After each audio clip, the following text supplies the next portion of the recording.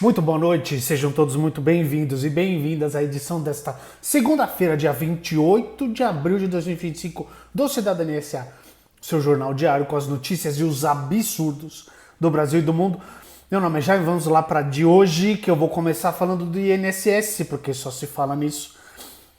Uma entrevista gigantesca do Lupe ontem para a Folha. Lupe, para quem não sabe, é o ministro da Previdência Social, Carlos Lupe, do PDT. Ele deu entrevista para a Folha, esse domingo, dia 27. Ele afirmou que o INSS tem adotado diversas medidas para combater fraudes nos descontos e benefícios. Ele disse ter certeza de que há safadeza de muita gente, mas argumenta que o governo não foi omisso. Aspas para ele. Muitas instituições abusaram e devem pagar por isso. Os beneficiários têm que ser restituídos, isso é importante. Mas não pode generalizar, senão a gente instaura um tribunal da Inquisição, disse Lupe. Segundo ele, as irregularidades são heranças de governos anteriores, e são mesmo, né? Uma vez que a maior parte dos acordos que permitiam os descontos foi feita antes de 2023. Eu não fui omisso, disse ele. O processo é complexo e envolve mais de 6 milhões de processos. Ele também disse que a demissão do presidente do INSS, como eu tinha dito na sexta, Alessandro Stefanuto, foi uma medida necessária para que a investigação avançasse. Porque se ele fica lá, ele podia atrapalhar a investigação e todo o andamento dela, né? Quanto à restituição dos valores cobrados de forma irregular, ele explicou que o processo é complexo, com uma auditoria em andamento. Ele ressaltou que a partir deste mês, os beneficiários prejudicados terão um valor devolvido, embora o recadastramento e a auditoria dos descontos ativos levem tempo. Ele foi alertado de denúncias sobre descontos em 2023, mostra uma ata de uma reunião. Ele foi informado sobre o aumento de denúncias de fraude nos descontos dos benefícios de pensão e aposentadoria do INSS, mas levou cerca de um ano para tomar providências. Por isso que o filme dele está tostando no governo.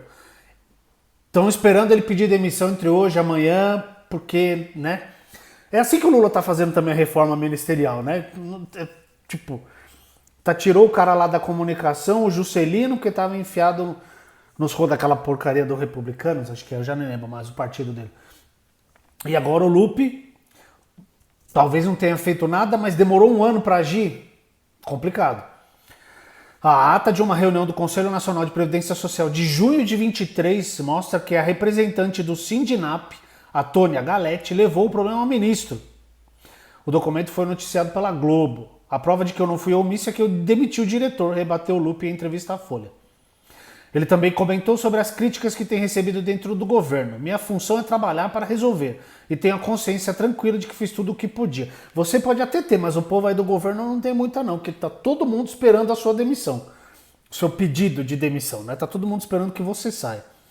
O caso é investigado pela CGU, a Controladoria Geral da União, com a Polícia Federal. Os órgãos apuram o quanto desse valor que eu trouxe, né? Que foi esse desconto foi de 2019 até 2024. Começou em 2016, mas o negócio explodiu em 2019. Eu não preciso falar quem era presidente não, né? Tá bom. E foram descontados algo em torno de 6,3 bilhões de reais em benefícios previdenciários. E agora os dois órgãos estão apurando o quanto desse valor foram de descontos ilegais e elaboraram um plano para ressarcir os beneficiários, óbvio. Até o momento, cerca de 2 bilhões de reais já foram apreendidos de pessoas e entidades envolvidas na fraude, segundo a CGU. Tá? Aí tem gente falando, porque a porcaria do PL quer fazer uma CPI, porque no governo Lula e tal. Esta porcaria começou no governo Temer. Explodiu no governo Bolsonaro e foi investigada no governo Lula. Por que apareceu no governo Lula? Porque no governo Lula a PF tem liberdade para trabalhar, tem liberdade para investigar, tem liberdade para fazer o seu trabalho no governo Lula, no governo Dilma. Ou vocês esquecem o que o Bolsonaro falou? Falou, eu mudo quem precisar para salvar meus filhos. Tiro o diretor, tiro o delegado da Polícia Federal, escambau de Madureira, eu faço o que eu puder para salvar meus filhos. Esse é o cara que tá fazendo live lá no hospital, mas assinar o negócio não pode. E agora tá pedindo manifestação de novo pela anistia de dentro do hospital na UTI. Mas para assinar o treco lá que a oficial de justiça levou a intimação, não pode. Isso aí não pode. Agora, fazer live para vender capacete pode, dar entrevista para o SBT pode. Chamar para uma nova manifestação pró-anistia pode. Esse negócio da anistia vai acabar logo logo. Por quê? Porque a Alcolumbre está montando um projeto de lei que diminua a pena dos executores. Quem são os executores? Aquele bando de idiota que foi no 8 de janeiro. E aumente o tempo de prisão dos mandantes da tentativa de golpe de Estado. Isso avançou no Congresso Nacional. Essa ideia, esse projeto de lei é de autoria do Alcolumbre, mas ele não está fazendo sozinho. Ele tem conversado com o pessoal do STF, com o Hugo Mota. Ele quer o quê? Ele quer esvaziar essa porcaria de anistia que os caras ficam falando aí.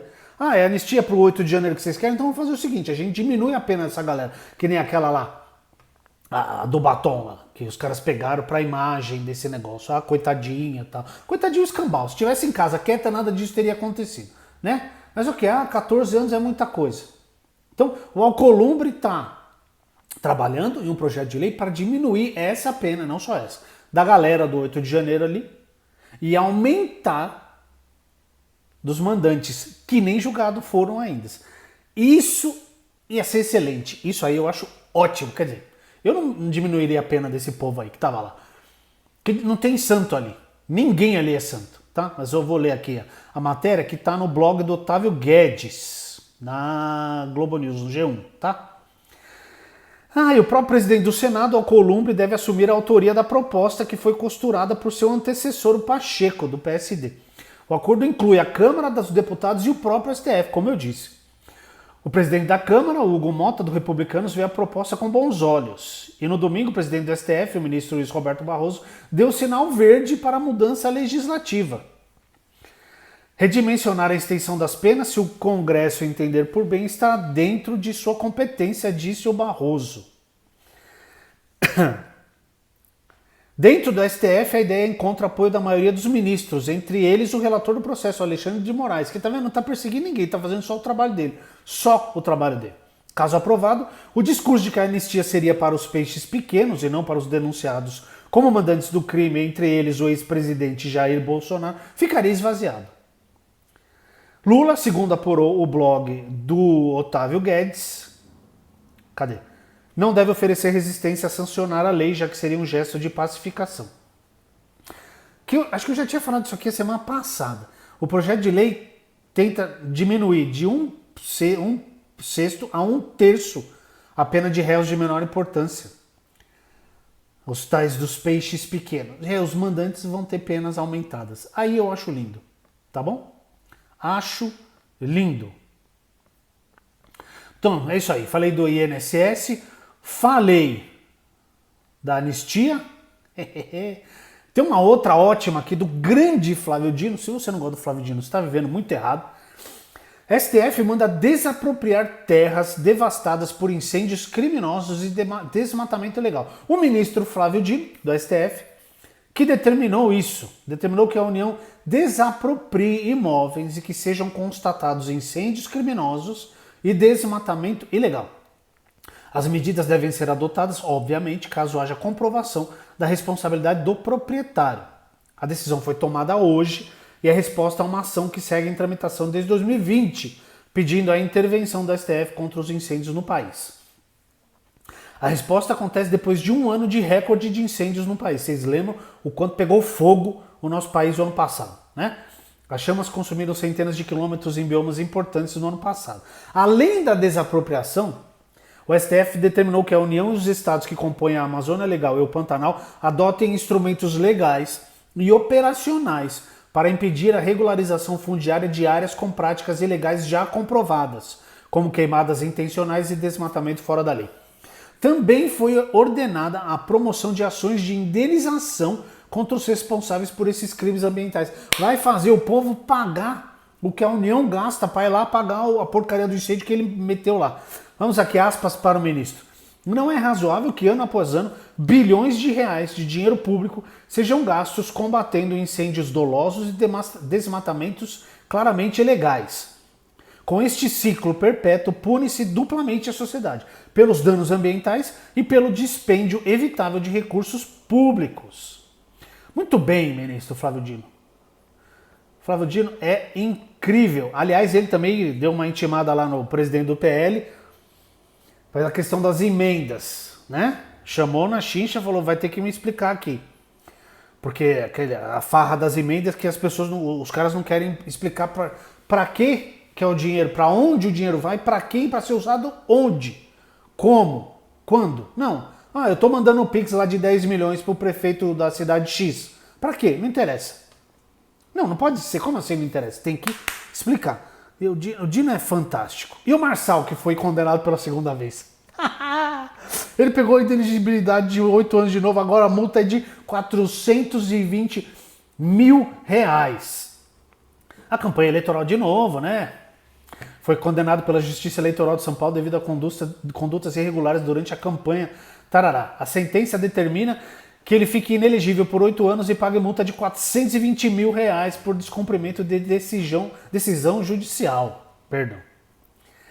E ele cometeu abuso por uso indevido dos meios de comunicação, captação e gastos ilícitos de recursos e abuso de poder econômico nas eleições municipais de São Paulo em 2024. Como é que 20 e tantos % do eleitor de São Paulo votou nesse rapaz, cara? E o negócio dele foi no Discord aqui, ó. Segundo o juiz Antônio Maria Patinho Jorge, da primeira zona eleitoral de São Paulo, o réu Pablo Marçal é corresponsável pelas condutas perpetradas no canal mantido no Discord. Muito bem. Vai pagar mais uma graninha e vai ficar inelegível, continuar inelegível, né? Podia somar isso aí, né? 8 mais 8, 16 anos, fica a vida inteira inelegível. Porque, honestamente, a política brasileira não precisa de um sujeito que nem o Marçal, né?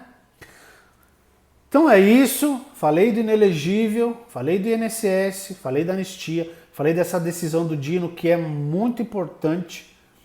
Lógico que os caras vão tentar bolar, vão fazer de tudo para continuar tacando fogo e desmatando tudo, porque o que importa é a grana sempre, mas esperamos que isso tenha... E teve apagão na Europa também, que eu nem falei muito, ficou todo mundo sem energia lá, Espanha, Portugal, foram os dois principais atingidos, o pessoal tendo que usar SMS para se comunicar, porque ninguém vai ter telefone fixo.